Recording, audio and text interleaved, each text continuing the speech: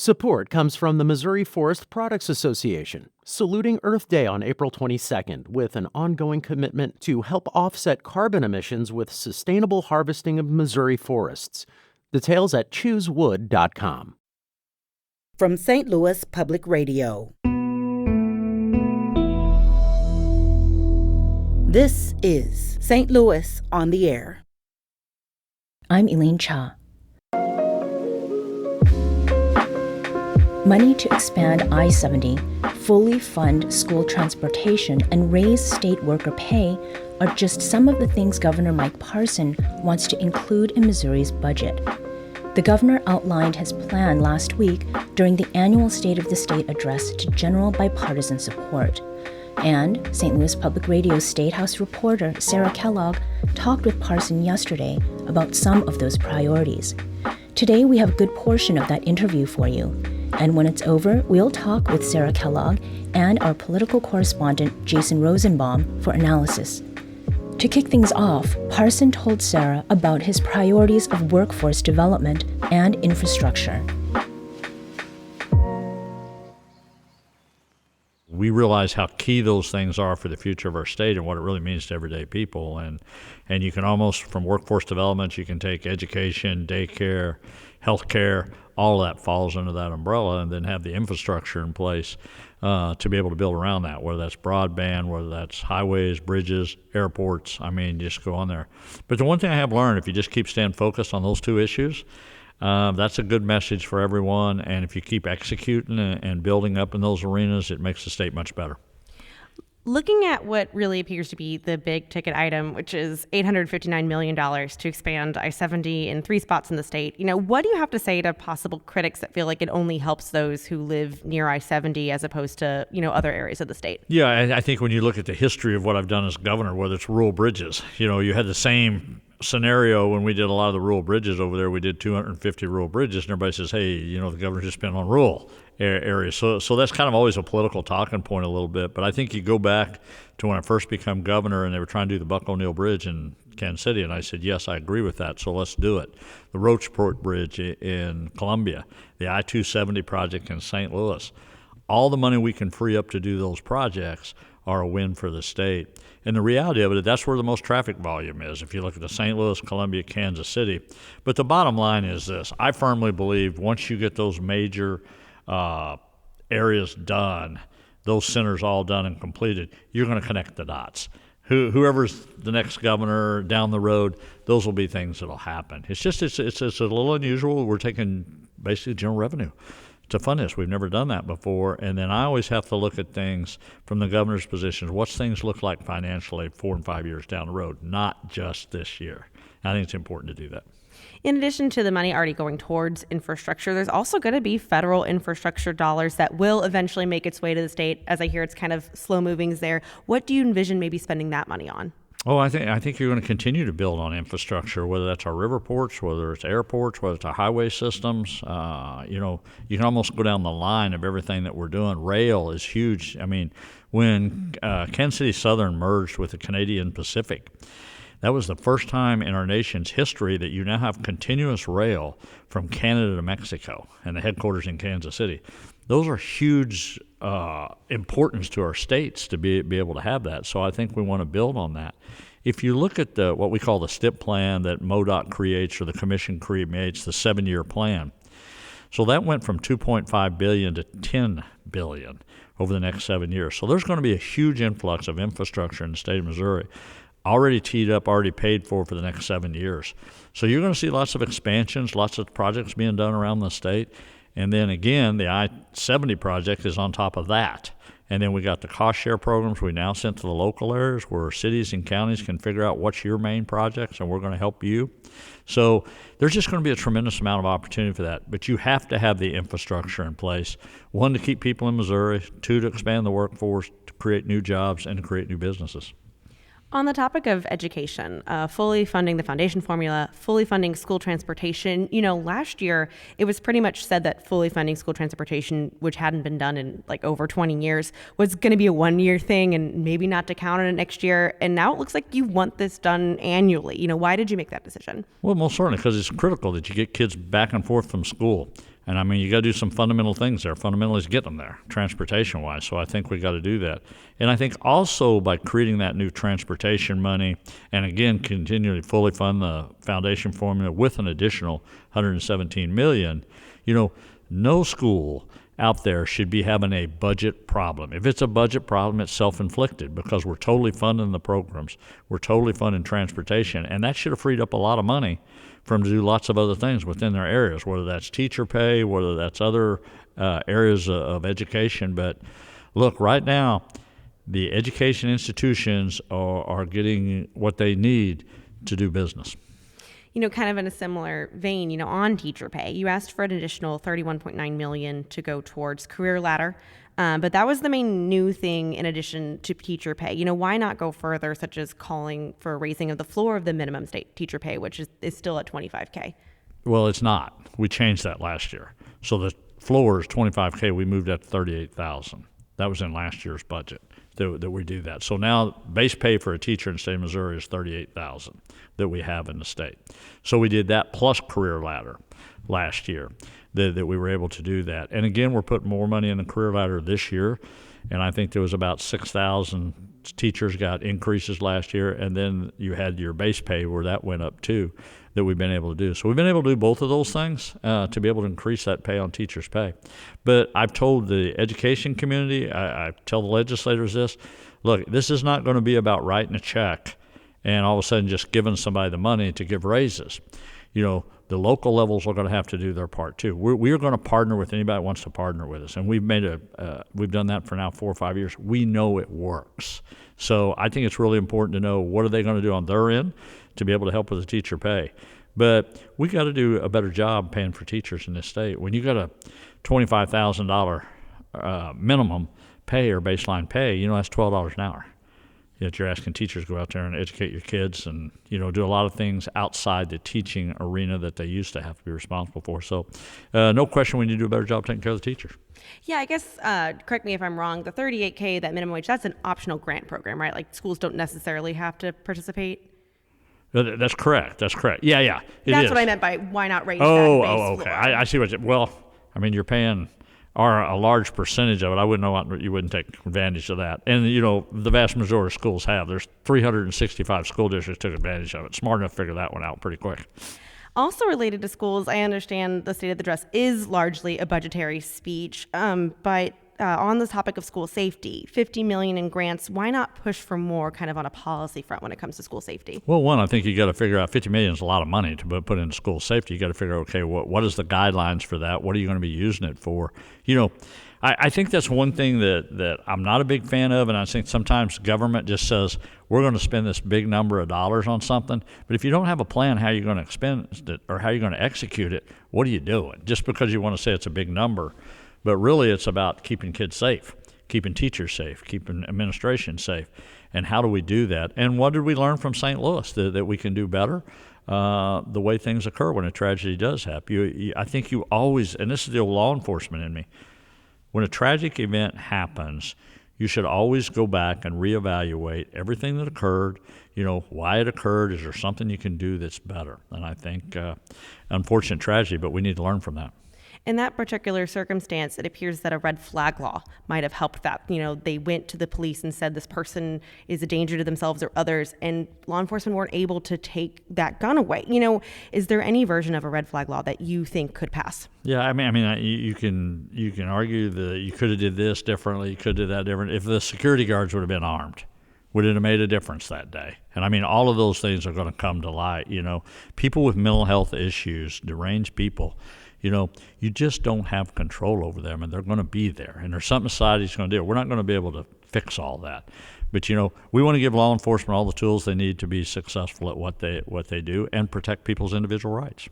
Just one more on that one. There is a precedent of Republican state governments passing such a law. I know Florida was an example of that. So is there, even if it's the narrowest of bills, do you see any support for red flag law? I don't see that in Missouri. I think the red flag law is more of a political statement.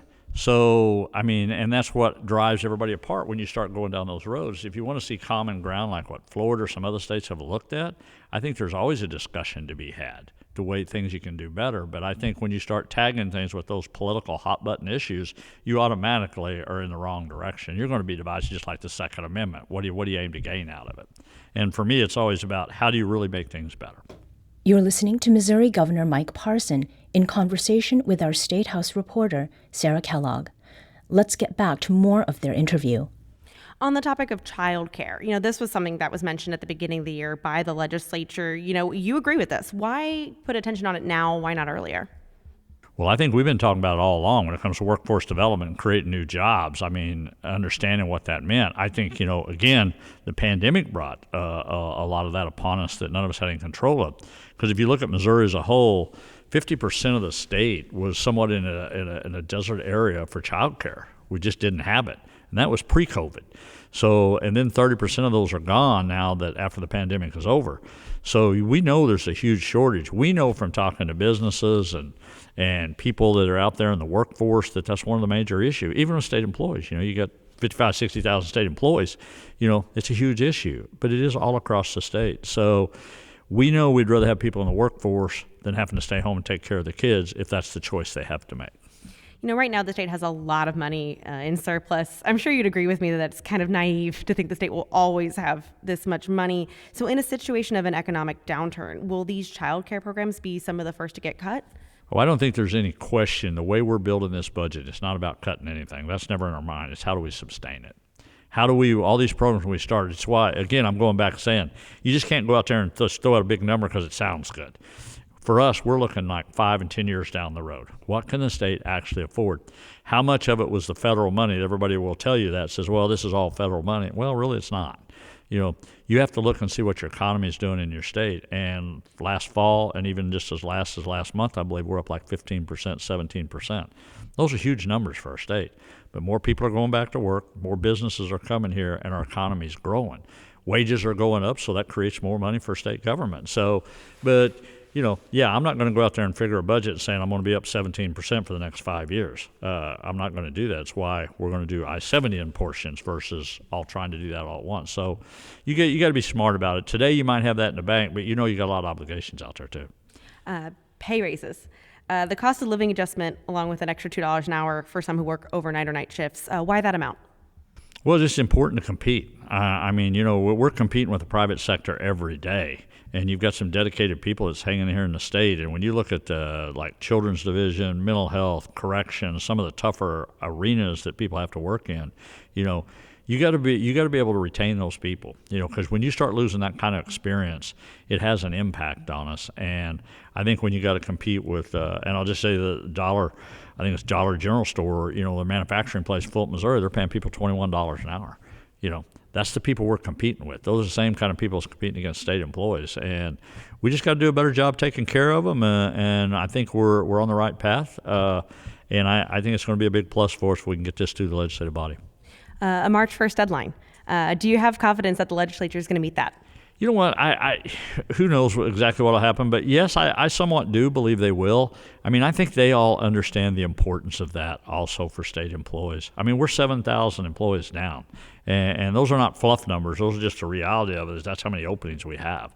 So, and when you look at things like a children's division, it really has to be out there on the front lines, mental health, corrections, again, day in and day out. That doesn't stop. And when you're shorthanded, like in children's division or mental health, that means you're trying to put many more people, a thin workload, I want to say. And I'll give you an example in the children's division where it should be like one, for one caseworker, 16 cases, it's probably 1 to 40.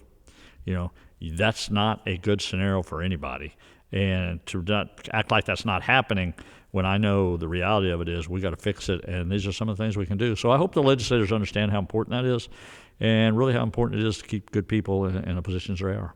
Many, many times during the state of the state, Democrats stood up and applauded quicker than Republicans did on some of your proposals. What do you make of this? Well, I think it goes back to just there's so many things that we all agree on as people that live in this state, and it's not always about all the things we totally disagree on, all the hot button issues.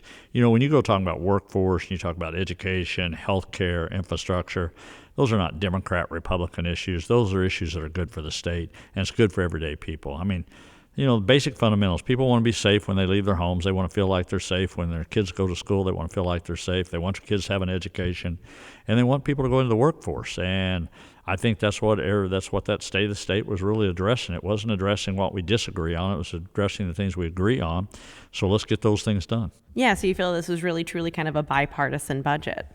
Yeah, I mean, this is the one we built, and I'm glad everybody's supporting it. I'm glad they like it. I don't care which side of the aisle they sit on. I just think this is the right thing for the future of our state. And maybe I say that because I have my grandkids. I've got grandkids, my own children.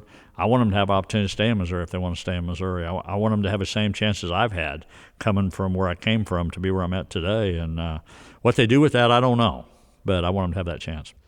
There was some criticism from some Republicans that the state is just spending too much money, with last budget and with this budget. What is your response to that?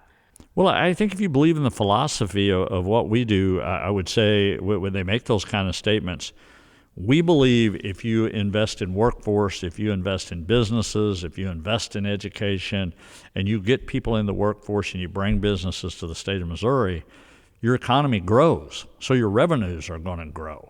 And you have to keep that in perspective. It's just not say you got to cut every time.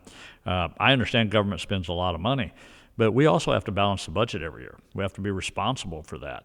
And as long as we're putting that money where I feel like that we can build the economy, being number one in the United States for the cost of doing business is a big deal when you get that. Number 3 in apprenticeships programs, number 4 in manufacturing, number 7 in aerospace, automobile industry. We've never been in those categories before, so there is a balance to it. I mean, you just can't go out there and just spend money all the time, and I don't think we do. I think we have a plan in place that how do we do one-time expenditures versus example of ongoing expenses. So you got to think about all those things. Yeah, I guess kind of in the same vein, what questions would you have to ask people who are saying you're spending too much money? What would you ask them? I think, if it is, what's the plan? If you don't have it's easy to go out there if you're sitting out there and you just say, well, you need to cut this or cut that or spend this or not spend money. The question is, what is the plan at the end of the day? What is it you really want to do for Missouri citizens? And are you going to make the state better or are we not?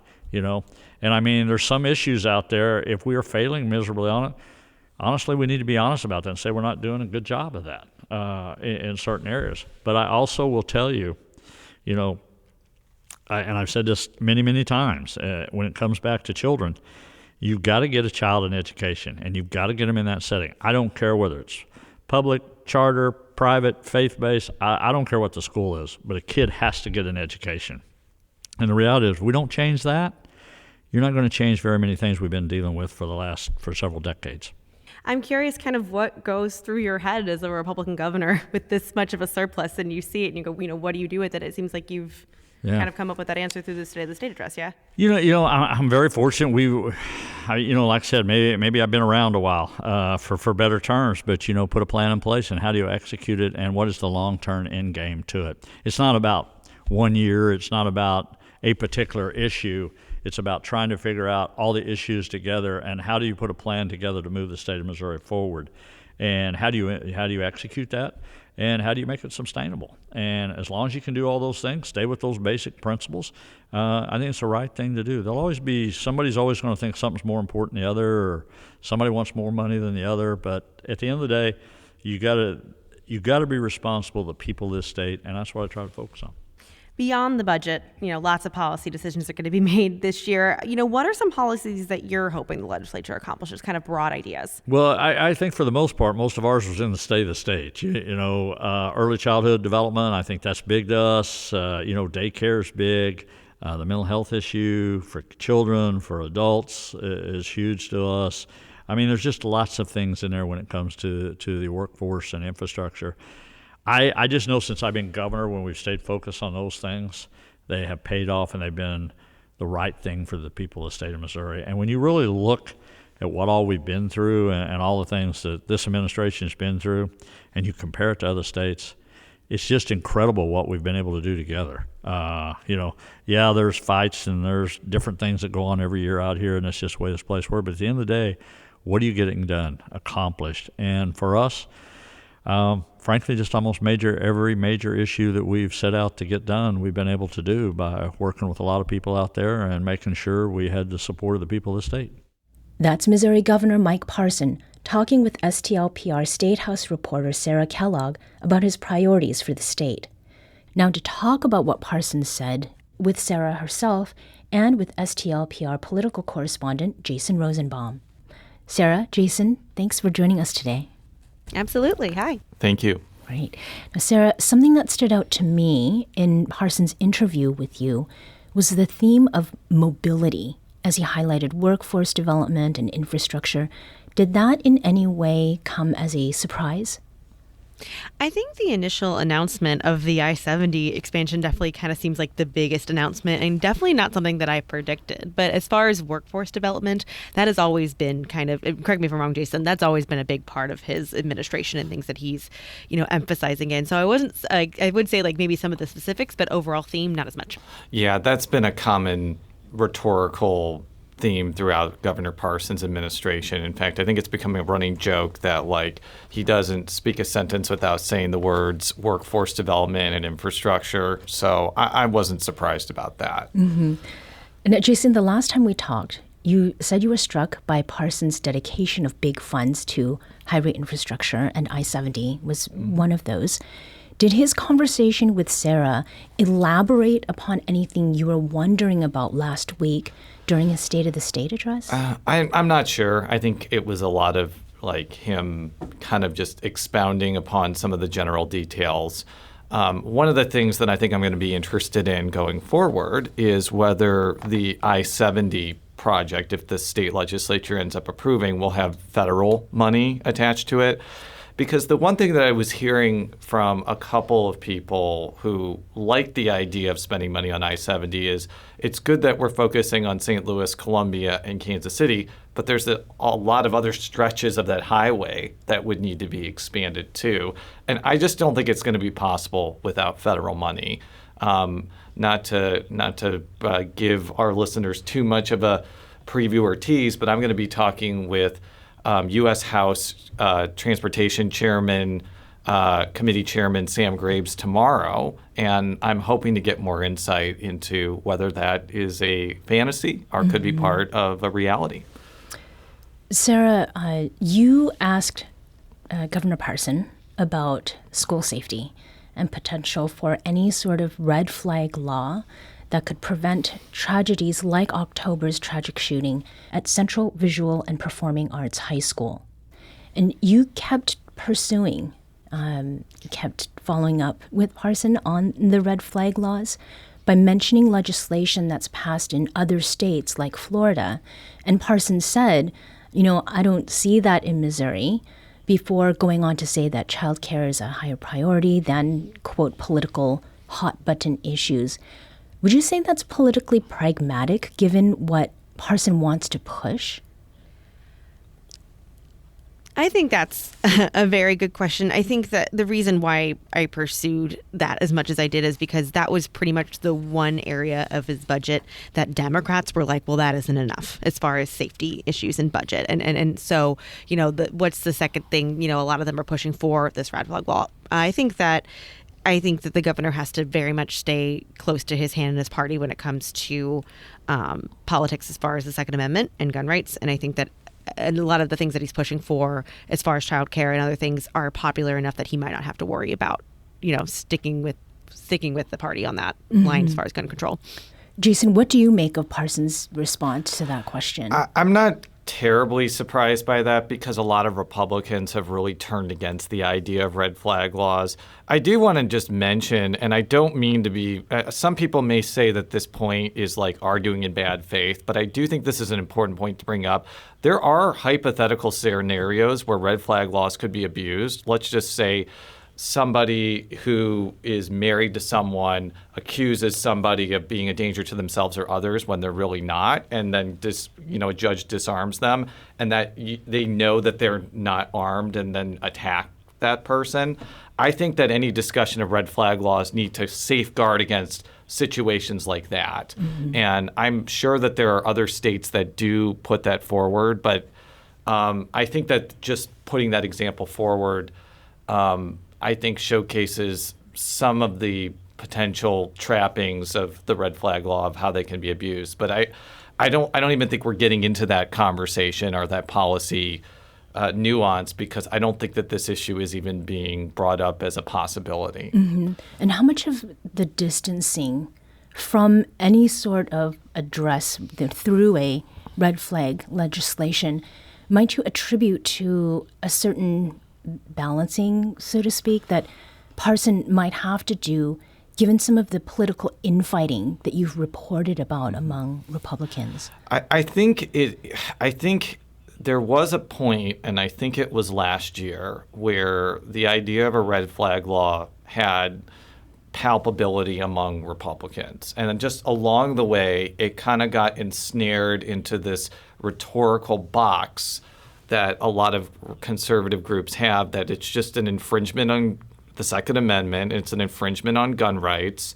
And once you get in that box, it's very hard to get out of it, because then that kind of metastasizes among people who really care about that issue.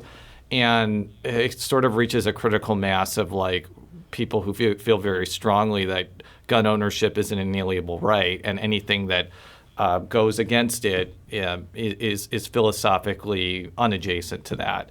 So I think that's really what's going on here. Like, it's no longer a palatable issue among a lot of Republicans, and I think Parson is just responding to that political reality. Mm-hmm. So there is pragmatism. I think definitely. so, absolutely. Okay. Sarah, another thing that you noted was who stood up with applause first during Parson's State of the State, and Jason is nodding over here. And it was not Republicans, right? So Parson has been in office now for a little over 4.5 years. He started in 2018. Did the priorities that Parson laid out, do they depart in any notable way from how he's talked about things that are important in the past? And does that have anything to do with the tepid response he got from lawmakers on his side of the aisle, so to speak? I do want to clarify, there was a standing ovations did happen on both sides as Democrats were quicker to jump up. I think it's less of it's maybe not as much of a question as a departure as what can you do when you have a state that has a lot more money, and where do your policy, where do you expand your priorities once you have that? So, clearly the state is looking at a record surplus, and, and I talked to Parson about that, what do you do when you have this much? And it seems like a lot of his priorities are things that Democrats have been wanting for years and are popular. And it is technically because it is more government spending that is maybe more of the hesitancy on Republicans. So I think it's more of an expansion of his ideas as opposed to a departure. Mm-hmm. Jason, to finish up on that? Yeah, I also think it might just be responding to what people are concerned about.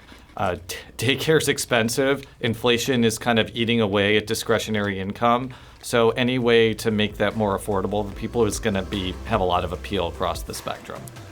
Jason Rosenbaum covers politics as STLPR's political correspondent, and Sarah Kellogg is State House reporter for St. Louis Public Radio. Thank you both for your analysis of Governor Parson's priorities. Thank you. Thank you. Today's episode was produced by Alex Hoyer, with audio engineering and podcast design by Aaron Dorr. Our production intern is Avery Rogers. Our executive producer is Alex. St. Louis on the Air is a production of St. Louis Public Radio. Understanding starts here. Our podcast proudly supports St. Louis artists by using music from Life Creative Group. Do you find yourself regularly listening to episodes of St. Louis on the Air? Suggest us to a friend you think might enjoy our conversations. And leave us a review and rating on Apple Podcasts on the App Store. It's the simplest way to help people discover our show. Thanks. St. Louis Public Radio is a member-supported service of the University of Missouri St. Louis.